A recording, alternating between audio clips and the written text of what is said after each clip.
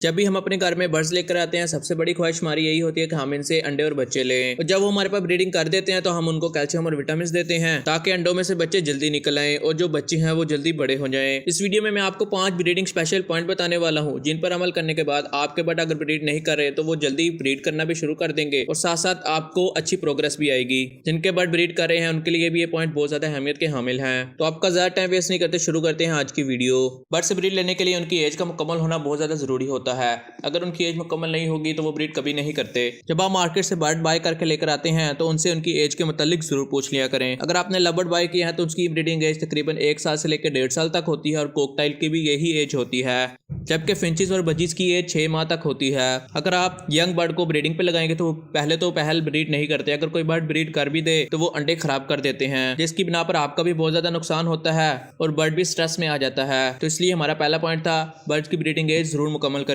जब बर्ड्स की एज मुकम्मल होती है तो वो एग्स भी ज्यादा देता है और बच्चों को भी अच्छे तरीके से पालता है। बर्ड की एज मुकम्मल जरूर हो जाए, मगर अगर मेल और फीमेल ही कंफर्म ना हो तो तभी ब्रीड नहीं आती। तो इसलिए अच्छी और बेहतरीन ब्रीड लेने के लिए मेल और फीमेल जरूर कंफर्म करें। लव बर्ड में ज्यादा जल्दी मालूम नहीं होता कि मेल कौन सा होता है और फीमेल कौन सी होती है, तो इसलिए इसका सोल्यूशन है डीएनए आप करवाकर इसका सोल्यूशन निकाल सकते हैं। अगर आपने कोई बड़ा सेटअप लगाना है, अगर छोटी मोटी ब्रीड लेनी है 1 पेयर 2 पेयर से, तो आप हमारी ये वीडियो देख सकते हैं जिसके अंदर मुकम्मल तरीका बताया कि लव बर्ड में मेल और फीमेल कैसे देखे जाते हैं। नहीं तो आपके नजदीक जो ब्रीडर है उनसे पूछ लें कि इनमें मेल और फीमेल कौन सा है, क्योंकि जिसका ज्यादा तजर्बा होता है वो ज्यादा जल्दी जान लेता है कि मेल और फीमेल कौन सा है लव बर्ड में। अगर बजीज की बात की जाए तो बजीज में मेल और फीमेल जानना बहुत ज्यादा आसान होता है। अगर बजीज यंग एज में है तो मेल और फीमेल कुछ इस तरह नजर आएंगे। अगर बजीज अडल्ट एज में आ चुके हैं तो मेल और फीमेल कुछ इस तरह नजर आएंगे। आप इन दोनों तस्वीरों का स्क्रीनशॉट ले सकते हैं ताकि आपको बाद में मुश्किल ना हो। मेल और फीमेल कंफर्म करवाने के बाद अब बात आती है उनकी पेयरिंग के ऊपर कि आपने उनका एक अच्छा पेयर कैसे लगाना है। तो इसलिए हमारा तीसरा पॉइंट है बर्ड्स की पेयरिंग के काफी ज्यादा मेथड होते हैं। जो बेहतरीन पेयरिंग का मेथड है वो है कॉलोनी टाइप।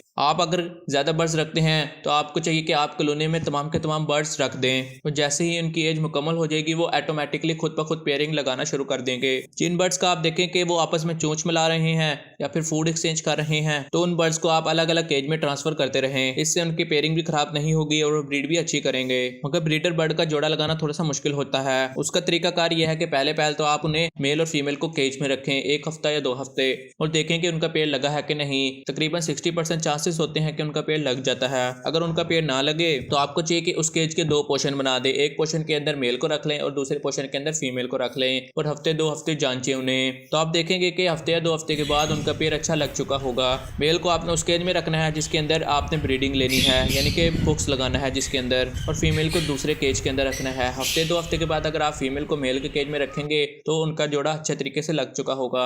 जैसी पेयरिंग हो जाए, आपको कंफर्म हो जाए कि बर्ड का पेयर लग चुका है, अब आपने उनको मटकी या बॉक्स प्रोवाइड करना है। अगर आपके पास कोई छोटा बड़ा फिंच है या फिर बजीज हैं तो आपको चाहिए कि आप उन्हें मटकी प्रोवाइड करें। मटकी के अंदर ये बेहतरीन ब्रीड भी करते हैं और प्रोग्रेस भी अच्छी आती है। अगर आपके पास कोकटाइल, लव बर्ड या कोई रॉ वगैरह रखा हुआ है तो आपको चाहिए कि आप उन्हें बॉक्स प्रोवाइड करें। बॉक्स आपको मार्केट से बाय करना होगा और साथ साथ थोड़ा सा नेस्टिंग मटेरियल भी बाय कर लें, क्योंकि इन नेस्टिंग मटेरियल के बगैर ये ब्रीड नहीं करते। अगर आप फ्री में नेस्टिंग मटेरियल बनाना चाहते हैं तो आप हमारी ये वीडियो देख लें। इसके अंदर मैंने आपको 5 ऐसे मेथड बताए हैं जिसके अंदर आप फ्री में नेस्टिंग मटेरियल बना सकते हैं। फ्री का नेस्टिंग मटेरियल तो हमारा हो जाएगा, मगर बॉक्स आपने बाय जरूर करना है। जैसे ही आप बर्ड को बॉक्स या मटकी प्रोवाइड करेंगे, हफ्ता या 2 हफ्ते वो इस तरह बैठे रहेंगे, उस बॉक्स या मटकी को जांचेंगे। फीमेल जो सी बॉक्स में बार बार जाएगी, बार बार बाहर आएगी। मुकम्मल तौर पर बॉक्स को जांचने के बाद जब फीमेल को यकीन हो जाएगा यहाँ पर मैं एग्स ले कर सकती हूँ, तो वो रात भर बॉक्स के अंदर बैठना शुरू कर देगी। तकरीबन 5 या 6 दिन के बाद जो फीमेल है वो अपना पहला एग ले करती है, मगर उससे पहले वो नेस्टिंग मुकम्मल कर लेती है। तकरीबन 23 दिन लगते हैं हर एक बर्ड को एग्स हैच करने में, मगर फिंचेस को तकरीबन 12 से 13 दिन लगते हैं। चाहे कोकटल हो, बजीज हो या लव बर्ड हो, तकरीबन सेम ही डे लगते हैं।